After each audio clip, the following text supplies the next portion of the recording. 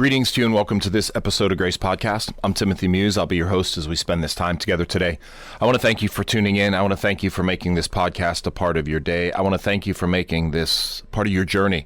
And I also want to thank you for being on the journey itself. Good for you for being here. Good for you for taking this journey, being part of this journey, walking on this journey, for looking into yourself and finding areas that need some energy and attention and applying it. So good for you for doing that. Thank you for allowing me to come alongside you in that process. If this podcast is helpful, please share it out there. Put it out there on your social media feeds. I post on Facebook, LinkedIn, X, and Instagram. If you follow me or the life coaching on any one of those feeds, then you're going to see me. So I'd love to hear from you. Share it out there. Put it out there any way that I can help out. And we can share this with others. You know, this is not proprietary information. This is information I think that everybody should hear. Everybody should want to hear. So put it out there so others can hear it. Put it out there so others can see it and experience it.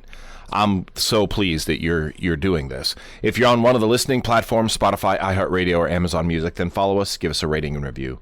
Every positive rating and review tells the platforms people are listening, and you get a notification for a new episode. And if you want to reach out to me directly, as always, GR.A.C.E I'd love to hear from you. I really would. I'd love to hear where you're at. I'd love to hear what you're going through, what you're dealing with. If I can come alongside and help, I truly would love to do that. GR.A.C.E is the website.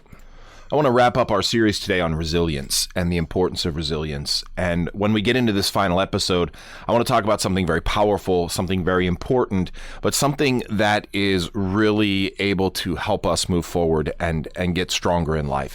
And that is resilience is a daily lifestyle.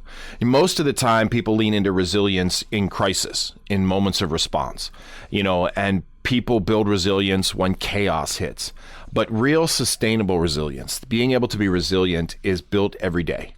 It's built in small habits, tiny choices, and moments of self-awareness. And that's really where I want to lean into today as we wrap up this idea of daily resilience. This is an invitation to turn resilience into a rhythm, a practice, and a way of life, something that we can apply constantly and work on daily. Because when we work on it daily, when we work on our daily resilience, and I'm not talking major things, I'm not talking major life shifts here. That's the thing. We don't want to add things into our life that aren't sustainable or overwhelming.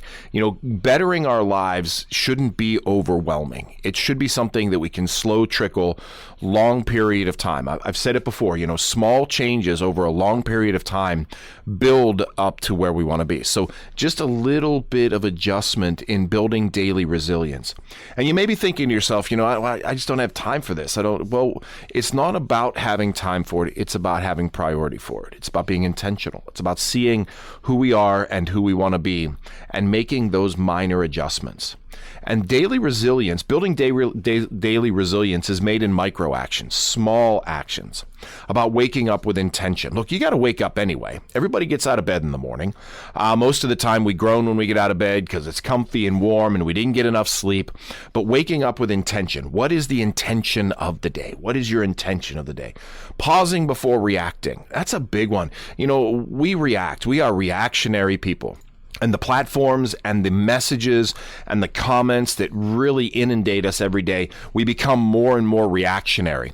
But we find that when we react without thinking, then we have to do more damage control and things get broken a lot easier and deeper. So when we pause before reacting, when we stop, when we choose kindness towards ourselves, when we choose to be kind, look, we treat ourselves. This is not something that we have to add to ourselves. We treat ourselves. We talk about ourselves. We talk to ourselves. We react to ourselves. When we choose kindness towards ourselves and realize our limits and realize our capability, when we're being honest about our limits, and that's, we've talked about this before, about setting boundaries, about what are my limits? What can I do? Most of the time we crash our limits, we overextend, we overwhelm, we overcommit, and then we find ourselves exhausted or angry or hurt or just burnt out. So micro actions of being honest about our limits. Staying aware of our needs. Again, so many people say that when you're taking care of yourself, it's selfish. We shouldn't be taking care of ourselves. We should just be emptying ourselves into others. No, we certainly want to be generous with our time, and we certainly want to help others grow, but we have to be aware of our own needs and our own places. And if we don't, then what happens is we just get empty and we just we don't take care of ourselves. And then we start finding ways to either numb our place or fuel ourselves with things that aren't good for us. So staying aware of our needs and returning to calm intentionally. These are micro actions. Returning to calm intentionally. We can get keyed up. We can get fired up. I know that we can all get fired up. I get fired up. Someone cuts me off on the road. I get fired up. Well, that cutting off can carry hours later. But when we intentionally return to calm, I'm not going to allow that moment to affect the rest of my moments. I'm not going to allow that time to affect all other times. This is how we take those micro actions to build resilience daily. And again, all of the things that I've listed, you're already doing. I mean, you're already doing these things. You're denying your own needs, but becoming aware of them, it's just a shift of mind. You're choosing kindness towards yourself. You're treating yourself anyway, so you might as well treat yourself kindly, right? That doesn't mean that we overlook our mistakes. That doesn't mean we just, oh yeah, I have goals, but I'm not going to fulfill them. No, but it does mean that we don't blast ourselves and tear ourselves apart. We are harder on ourselves than anybody else in the world. So showing self-compassion, having some of that intentional kindness towards the self. And we build this, again, small things, small movements, small reflections, small resets, small emotional check-ins. They don't have to be huge. They don't have to be massive. We build everyday strength, not dramatically, not loudly, but through quiet consistency. And we really don't even need to share it with anybody. Maybe we have an accountability partner we want to check in with. But these are small, significant ways that we can redirect ourselves. We're already going. We just want to redirect ourselves into a better direction. So small movements, small reflections, small resets, and small emotional check-ins. Small things make big impacts over a long period of time. Because look, stress collects like dust if we don't have daily resilience. If we're not doing these things, stress just builds up slowly, little pieces at a time. We do have big stressors that come into our lives, car issues or health issues, but most of the time stress in our life just trickles in and it builds up. And if we're not intentional about those small resets, those small check-ins, those small movements, then stress just keeps getting bigger and bigger and bigger, whether it's at work or at home or with health. And what that leads to is that can lead to inevitable burnout. Burnout becomes inevitable. When we have stress over something and it builds up so much, we just burn out. We burn out and we stop caring. We start reacting instead of responding. We start lashing out. If this is where you're at, if you're hearing me and you're thinking, oh my goodness, this is where I am, I'm littered with stress and I just feel like I'm burned out in relationships and I'm burned out in my family and I'm just snapping and I'm just reacting, then this is a place where maybe there's some check-in that needs to happen. Maybe there's some conversation that needs to happen. This is where I can come alongside you if you like, and we can talk about these things. If relationships become heavier and harder, I love my spouse, but my marriage is just so heavy right now. Is it your marriage is heavy or your relationship is heavy, or is it that you are just not living in a resiliency? You're living in a reaction. You're living in a heaviness. You're living in an overstressed, burned out reality. Work feels overwhelming. We all work. Work is a big thing. And I'll be clear about this, and I'm going to say this. Work just doesn't mean you're getting paid for something. That's employment. But work just doesn't mean that we're getting paid for something. We work at home. We work in our social groups. We work in volunteering. And when those things become overwhelming, then we don't want to do them. We just want to shut down. We feel burned out. We feel exhausted. Life feels cluttered. It's like my life just feels cluttered. I'm going in so many different directions. I'm going so many different ways. And what this can lead to, it can lead to panic spirals. We can have panic spirals where all of a sudden everything just crashes down on us and we spiral into this really dark place. Emotional flooding, where we're just filled with emotions and we can't figure out which emotion we should be tacking on to. Or chronic exhaustion. I'm just exhausted all the time. And not just physically, but emotionally, spiritually, mentally. Everything just is exhausting. Even the little things are exhausting. Overwhelmed. It's like everything's out in front of me and I can't see anything. It's just overwhelming. And then we become disconnected from the self. At some point, our brain has to disconnect. At some point, our brain has to go away. And if you look at, the actions around scrolling and doom scrolling and hours of scrolling, that is a form of disconnecting. I'm getting out of my life and I'm getting into someone else's life, either to see someone else's life that's more beautiful or find places where I can critique and condemn because that makes me feel better. Okay. So this is what daily resilience actions can prevent. It can prevent those, or at least it can stave them off. It can decrease their power. The more we work on daily resilience practices, the less those things happen and the less power they have, the quicker we can pull ourselves out of them and move into spaces where we're more emotionally clear. Emotional clarity is a big thing that can happen. Mental space, we have more mental space. Again, when we're cluttered and when we're overwhelmed and we're flooded, we don't have that mental space, that mental capacity to make those decisions that need to be made. So little decisions become big decisions. I think I read a meme recently that said, no one told me that being adult means I have to choose what's for dinner every day for the rest of my life. Well, when we're flooded and we're emotionally exhausted, then those little decisions become so big, they become so massive that they cripple us, they paralyze us. But when we're able to practice daily resiliency, we get that emotional clarity. We have that mental space. We have physical energy. My body is responding. I'm not feeling this chronic exhaustion. We have healthier relationships with our spouses, with our family, with our friends, with our workplaces. We have better work performance. We do better at work. And when we do better at work, we feel better about going to work, and we leave work and we feel better about leaving work, and we feel better about going home. When we perform better, we feel better. That's just kind of the natural progression. And we have deeper peace, right? We have deeper peace with ourselves. Life is not just supposed to be struggle after struggle, decision after decision. There should be places of peace and joy and contentment. So when we practice daily resilience, even the little things, even one little thing can lead to these betterments and these changes. Resiliency is not just a single decision, my friends. It's not. You can do one thing at a time, but daily practice of choosing well-being, daily practice of choosing you, making you number one. Again, and that sounds selfish. I know that it does, but it is necessary if we are going to be able to give and provide and show up for ourselves and others. We have to choose us. We have to make ourselves number one. And daily resilience practices are choosing well-being. Practices that are really important, like morning grounding rituals. We all do mornings, right? We all do mornings. Like I said, wake up with intention, having a grounding ritual in the morning, starting the day, small things that create a powerful day, like 2 minutes of breathing. I'm just going to sit for 2 minutes and breathe. I'm going to bring myself into my minute. Maybe one positive intention. Have a little notepad on your counter when you're pouring your first cup of coffee. What is your positive intention for the day? I'm going to speak kindly to myself. And maybe that's a positive intention that needs to be repeated day after day for a while. Or I'm going to see the sun, or I'm going to take a few minutes to listen to a piece of music I love. Positive intention. And stretch. I think that's one of the things. You ever see a cat or a dog when they first wake up in the morning and they've slept all night and they wake up? What's the first thing they do? They stretch.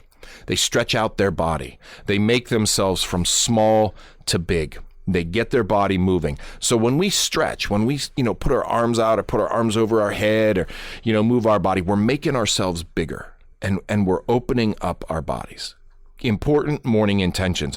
Because if we don't do that, then we spend all day kind of wrapped in and closed off. And that just leads to stress and anger and resentment. It leads to so many things. So morning grounding rituals are really, really important. I have one every day. Every day I have a morning grounding ritual that I do. It's actually not something very, awesome. I wake up, I pour a cup of coffee, I empty the dishwasher, I kind of move my body a little bit. I walk around, I have a weighted vest that I put on. I just kind of open up my body a little bit. I do this before anybody else wakes up. Everybody else just kind of still set it in. But this is my morning grounding ritual. And by the time people start moving in the house, I feel productive, I feel good, I feel open, my body is moving, and I'm ready to face the day. So morning grounding rituals, what we do first thing in the morning will dictate our day. If we wake up feeling angry or hurt or mad or closed in, it's going to be harder and harder to undo that as we move throughout the day. Emotional check-ins are important. So emotionally checking in with where you're at. Asking yourself, what am I feeling right now? What do I need right now? What am I feeling right now? I think that's a powerful question, and usually not one that we ask. It's like, okay, I've got the next task to do. I've got the next thing to do. What am I feeling right now? Am I feeling tired? Am I feeling exhausted? Am I feeling happy? Am I feeling excited? Am I feeling, optimistic, pessimistic? What am I feeling right now? When we can identify them, when we can put names and identifiers on them, we can start to move from them. If we don't name something, then it just lays out there and we can't identify it. But when we name it, when we give it identity, then we can give it some direction. I feel pessimistic today. I don't want to feel pessimistic today, so let's talk about what can change in order for me to not feel pessimistic. Or I feel angry. What am I angry about? Let's get to the core of it, because when we get to the core of it, we can work through it. All right? What am I feeling today? What do I need? What do I need? And again, that sounds like a very selfish question, and it is from a definition of selfish. It is self-focused, but it doesn't make it bad. What do I need right now? Because our needs are important. If we deny our needs, then what happens is those needs just keep growing. We just keep finding ways to deny them rather than confronting them and dealing with them accordingly. So what do I need right now? Movement. I've said this many times. Movement is medicine. Motion is lotion. If you rest, you rust. So my mom always says, if you rest, you rust. And Rob Dial says, motion is lotion. When we move, it lubricates us. Tony Robbins says, movement creates action. So the more we move, the more things happen. Move, walk, stretch, yoga, strength training, dancing, walking up and down the steps, just walking around your house. Move your body. We have not been created to sit. As a matter of fact, the more we sit, the more unhealthy it is. We have been created as a machine to move. And move and move. We had a big snowstorm here recently, and I have a snowblower. I haven't used it in years, and now we're having this big snow, and I go out to start it up, and it won't start. The engine's frozen. I'm not sure. I think I have water in it, but nonetheless, I haven't used it for years. So I'm just, kind of expecting to plug it in and push the button, and it's going to start. Well, that doesn't happen. Movement is necessary. We can do the same thing with our bodies. I've been sitting for weeks or months, and now I'm going to move. Well, the machine's like, no, wait a minute. Movement is important. Motion is lotion. Get up and move. Move regularly. It helps to work your nervous system. It helps to work your body and your brain. It doesn't have to be big. It doesn't have to be huge. It can be 5 minutes. You know what? Take a 5-minute coffee break and walk down to the other side of the office building or whatever. Get out and take a lap around the building at lunchtime. I know it's cold out right now. Make it intentional. You have to be intentional about this. This is an intentionality that is important to be embedded in daily resilience. Nourishing self-talk. We talk to ourselves all the time. I've done episodes about self-narrative and about changing the self-narrative. So nourishing self-talk. Replacing things like this is too much with I'll take one step at a time. I always say, when people talk to me and they're experiencing like being overwhelmed, I say, how do you eat an elephant? How do you eat an elephant? It's an old joke. How do you eat an elephant? You don't really eat elephants, but it's so big and you're going to eat it. How do you eat an elephant? One bite at a time. When we can break things down and nourish us, rather than saying I'm failing at this or I'm a failure, you know what? I'm learning to do something new. And when we learn to do something new, it's not always easy. See, when we can shift our language, again, and like I say, my friends, we're already talking to ourselves. This isn't something new. It's just about reframing what we're saying. It's about reframing our words, nourishing. We want to pour words into us that are life-giving, not life-draining. But we're so good at life-draining words. So changing our self-talk to nourishing self-talk. Boundaries around technology. And again, this is something we've talked about before, really, really important. Boundaries around technology. Turning off all but important notifications. Every app is going to have a notification. So turn them all off if you don't need them. Maybe you need to keep your text messages, and if you have an email that is really important, but like Instagram and Facebook, turning off those notifications so that so that they're not just chiming over and over. It can become so overwhelming when your phone is just chirping all the time because our brain says, look at it. And we become so distracted. Turning off notifications. Limit doom scrolling. Limit those times when it's just like, I need to disconnect, so I'm just going to scroll. Look how bad I am compared to that person. Look how bad I am compared to that person. Gosh, my family doesn't even look like that. My Christmas didn't look like that. Limit that. Limit that. And create digital quiet. Create digital quiet. You know what? After 9 o'clock, my phone goes away. After 7 o'clock, my phone goes away. We have a rule at my house that there's no tech at the table for dinner. It's digital quiet time. And usually we're pretty good at it. Sometimes I'll forget to turn my ringer off before I sit down, and I have to turn my ringer off because it'll give me a notification or a text message or something. But, create digital quiet. Create times that are digitally quiet where you're not engaging your phone. Slow down your transitions. Slow down your transitions. Your transition between work and home, okay? Make sure that there's a good separation. Maybe take an extra 5-minute drive home, or maybe have a closing ritual. At 5 o'clock every day, I turn my computer off, or I put my phone on airplane mode, or I put my phone on do not disturb. Have a slow down transition ritual. Same with tasks. Finish one task, move to the next. Conversations, activities, pause, breathe, reset. Don't just bounce from one thing to the next because when we do that, what happens is we don't finish one thing before we get to the next thing. So our brain is still in the past while we're working on the future, and that creates dissonance, and that creates some kind of emotional imbalance. And have an evening closing ritual, just like your morning ritual.